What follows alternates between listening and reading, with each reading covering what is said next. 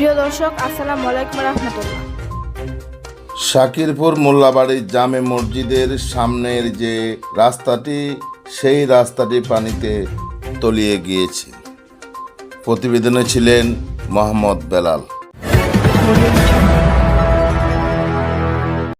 Dear viewers, Generation on TV, I welcome you.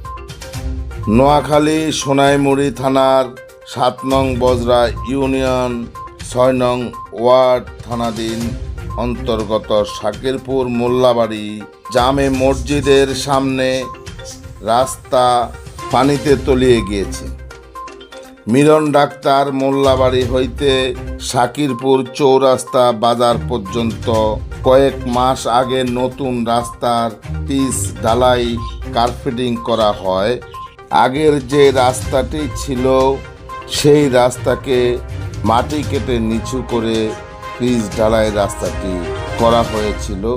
বর্তমান কার্পেটিংয়ের ৯ থেকে ১০ ইঞ্চি আগের রাস্তা থেকে নিচে নেমে যায়, তাই বর্ষা আসার মাত্রই নতুন রাস্তা পানিতে ডুবে যায়।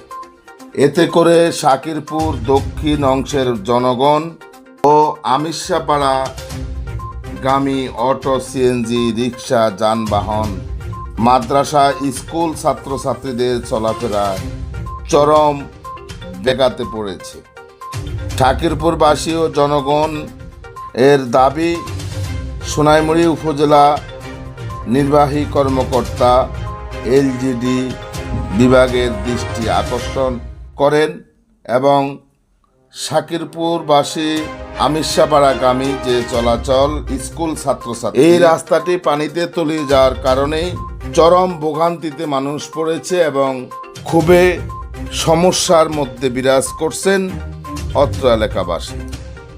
সকলের দাবি প্রশাসনের প্রতি দ্রুত এই রাস্তাটির একটি ব্যবস্থা নেওয়ার জন্য।